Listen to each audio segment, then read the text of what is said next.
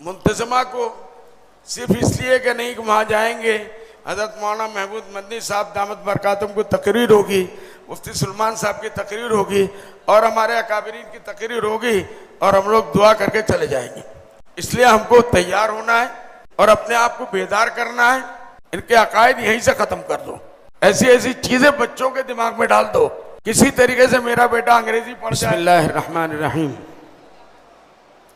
वल्हम्दुलिल्लाहि रब्बिल आलमीन, वस्सलातु वस्सलामु अला सय्यदुल मुरसलीन। अस्सलामु अलैकुम व रहमतुल्लाहि व बरकातुहू। आज के इस इजलास के लिए पूरे हिंदुस्तान के कोने कोने से जो जमीयत के वर्करों को यहाँ जमा किया, उसके लिए मैं खुसूसी तौर पर हजरत सदर मोहतरम का शुक्रिया अदा करता हूँ। वक्त की बहुत अहम ज़रूरत थी, हम लोग सब यहाँ जमा हुए। ये सिर्फ आसाम का एजेंडा जो मुझे दिया गया, मैं नहीं समझता कि सिर्फ आसाम के एजेंडे पे ही मुझे बोलना है, लेकिन वक्त की इतनी कमी है कि हम ज़्यादा बोल भी नहीं सकते। बस दो लफ्ज़ों में इसकी बात मैं कहूँगा, तमाम एजेंडों पे हमारी भरपूर तायद है और सबको होना चाहिए, लेकिन मुंतजमा को सिर्फ इसलिए कि नहीं कि वहाँ जाएंगे, हज़रत मौलाना महमूद मदनी साहब दामत बरकातुम को तकरीर होगी, मुफ्ती सुलेमान साहब की तकरीर होगी और हमारे अकाबरीन की तकरीर होगी और हम लोग दुआ करके चले जाएंगे। आपको इसलिए बुलाया गया, मैं समझता हूँ ये एक एक फर्द आप अपने इलाके के नुमाइंदे हैं और जो ख्वाब हजरत मौलाना महमूद मदनी साहब देख रहे हैं जमीयत को घर घर पहुंचाने की, उसके प्रोग्रामों को पहुंचाने की, ये हर एक हिस्सा दीन का हिस्सा है। आप किसी को किसी से अलग नहीं कर सकते। तनहमा दाग दाग शुद्ध पिम्बा कुजा कुजा ने हम, इसलिए हर इशू को बहुत ही सीरियसली लेने की ज़रूरत है।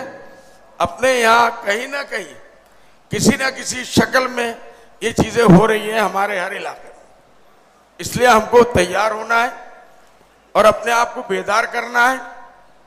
और वक्त, भाई महमूद मदनी साहब जिस तरीके से बार बार कह रहे हैं कि मुझे कुछ हमा वक्त सिपाहियों की ज़रूरत है, 24 आवर्स ड्यूटी करने की ज़रूरत नहीं है, फिक्र लेने की ज़रूरत है। उसके ऊपर वो अमल करेंगे और अपने इलाकों में इन चीज़ों के बारे में जो भी मसला आता है उसके ऊपर हम संजीदगी से काम करेंगे। ये अहद यहाँ से करके जाएं, ये नहीं कि दिल्ली चले गए आ गए, कुछ लोग चले आते हैं कि दिल्ली घूम के आ जाएंगे, कुछ साथी भी ले आते हैं। बहरहाल इसको बहुत ही संजीदगी से लेने की ज़रूरत है और इसको अपने इलाकों में ले जाकर अगर हम लोग सब मिलके काम करेंगे तो इसका एक बेहतरीन नतीजा आएगा।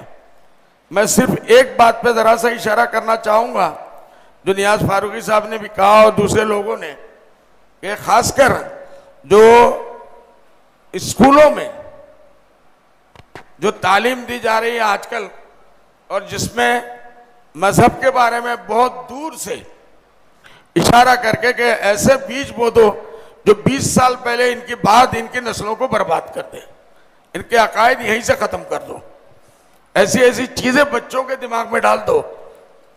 माँ बाप को खुद दीन का पता नहीं, किसी तरीके से मेरा बेटा अंग्रेजी पढ़ जाए, अंग्रेजी नौकरी मिल जाए, इससे किसी को इनकार नहीं है, लेकिन दीन को बेचकर, ईमान को बेचकर, मैं सिर्फ इशारों में ये कहूंगा कि गांव गांव गली गली में अपना स्कूल बनाइए, पैसे वालों को तो तवज्जो दीजिए, जिसके पास अल्लाह ने कुछ छोटे मोटे कारोबार के पैसे दिए हैं वो तालीम में उसके ऊपर खर्च करें, अपना कारोबार भी करें।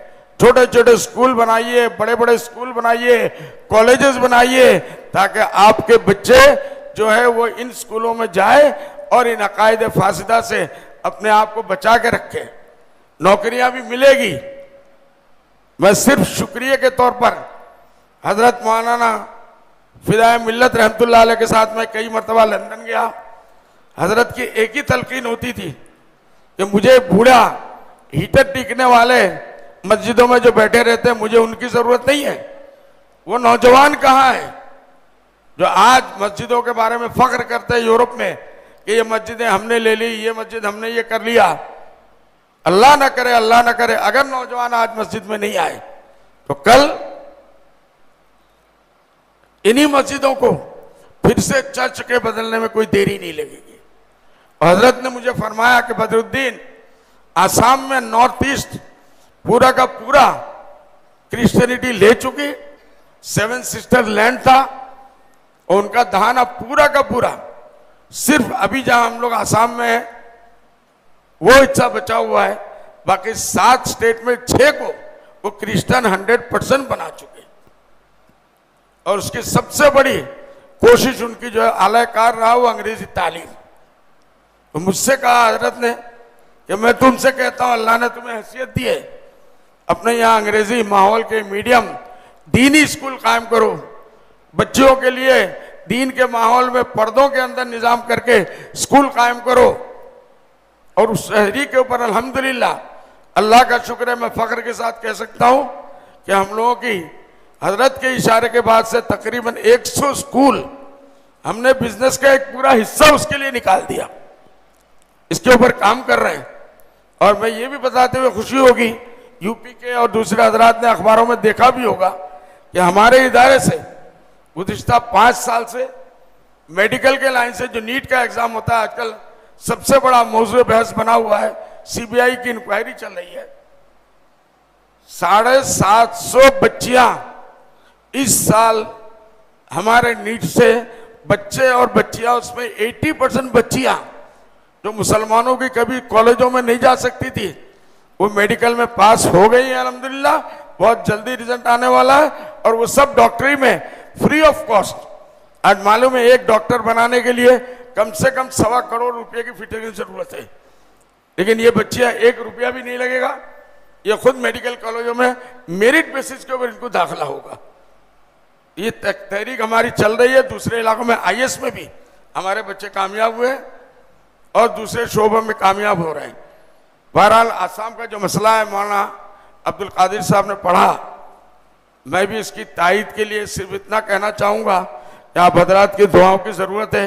जमीयत उलमा इस मामले में बहुत काम कर रही है और जमीयत उलमा ने दिल्ली गवर्नमेंट के, इसी बीजेपी गवर्नमेंट के बड़े लोगों के ख्यालात बदल दिए कि हम एनआरसी चाहते हैं। तो हमेशा इन्होंने उड़ा रखा था कि ये एनआरसी नहीं चाहते, बांग्लादेशियों को, घुसपैठियों को, खासकर मेरे नाम से इल्जाम लगाया जाता है और लगाता भी है। ये बांग्लादेशियों को पनाह देने के लिए इसने पार्टी बना ली, ये कर लिया, वो कर लिया। लेकिन हकीकत ये है कि 1600 करोड़ रुपया खर्चा हुए, तकरीबन 4 साल इसके लिए लगे। हम यहाँ आते रहे, हमारे सदर मोहतरम हमारे साथ जाते रहे, कारी उस्मान साहब रहमतुल्लाह अलैह के साथ एक मरतबा हजरत भी तशरीफ ले गए। और ये मामला आखिर में जाके जब इन लोगों ने देखा, आज के जो चीफ मिनिस्टर है वो उस वक्त उसके मंत्री थे, उसके बावजूद वो नहीं रोक पाए जो हकीकत थी। और आखिर में चल के 3.5 सवा 3 करोड़ मुसलमान लोगों में जो है 19 लाख का जो निकला कि वो मशकूक है। इन लोगों को ये बड़ा जोन था, ये 19 के 19 लाख गैर मुस्लिम निकलेंगे, मुसलमान निकलेंगे। लेकिन हकीकत ये बात थी, वो निकली कि ये 19 लाख हमारे मुसलमान, उसमें बच्चे, ज्यादातर बच्चे हैं जो मुसलमानों का आया, कुछ परसेंटेज, और कुछ पुराने दूसरे लोग जो मुसलमानों के नाम से मजबूरी में बहुत वक्त में अपना नाम लिखवा देते हैं बहुत सी मुसीबतों में। बहरहाल अल्हम्दुलिल्लाह अभी एक ऐसे जगह पे पहुंच गया कि गवर्नमेंट इसका कुछ कर नहीं सकती और ये सरकार चाह नहीं रही है कि हम इसको करें। अब इल्जाम दे रहे बड़े बड़े ऑफिसरों के ऊपर जिनको उन्होंने ट्रांसफर कर दिया। लेकिन हम यही मुतालबा है, आपसे दुआ है कि जल्द से जल्द अल्लाह इस मसले को हल कर दे, तो हमारे ऊपर जो तलवार लटकी हुई है विदेशी बांग्लादेशी के, वो अल्लाह करे ये ख़त्म हो जाए इसके साथ। और जो मौलाना महबूब साहब ने जो तजवीज़ पढ़ी 1 नंबर में, उसके अंदर शहरी हुकूक का मामला, जमीनों का मसला, इतनी दूर अंदेशी से पॉलिसी से ये काम कर रहे हैं। इन्होंने कह दिया, एक लफ्ज निकाला खिलंजिया, खिलंजिया के नाम से, कि जो आबा और अजदाद से जमीनों में यहां रहते थे। खिलंजिया का डिफिनेशन क्या है, ये सुप्रीम कोर्ट भी अभी तक क्लियर नहीं कर पाई, असम की कोई गवर्नमेंट नहीं कर पाई। वो अगर दावा करते हैं, सैके साहब ने, हितेश सैके साहब जो असम के चीफ मिनिस्टर थे, उन्होंने खुद कहा था कि अगर ये खिलंजिया की बात करोगे जो बाहर से आने वाले, तो हम सबसे बड़े खिलंजिया है, हमारे बाप दादा थाईलैंड और बैंकॉक से आए हुए हैं। तो इसलिए मुसलमान तो कब आए, 71 में जब बांग्लादेश बना। आपके आबा और अजदाद तो उससे बहुत पहले से आए। जी बिल्कुल मुख्तसर। तो इसलिए दुआ की सख्त जरूरत है। इंशाल्लाह इस मामले में भी मेहनत चल रही है। जमीनों को खासकर ये बीजेपी गवर्नमेंट आने के बाद से बहुत ही बारीकी से, चालाकी से मुसलमानों का नाम उसमें से काटते जा रहे हैं। ऐसा कर दे रहे हैं कि ये मुसलमानों के नाम से कोई जमीन रहे ही ना। 70-80 साल, 100 साल के जिनके पास कागजात है, उनका भी नाम काट दे रहे हैं। लेकिन हम लोग लगे हुए हैं, जमीयत उलमा मेहनत कर रही है, बड़ों की दुआएं, दुआ फरमाए कि अल्लाह इस मसले में भी हम कामयाब हो जाए। आखिर दावान अल्हम्दुलिल्लाह।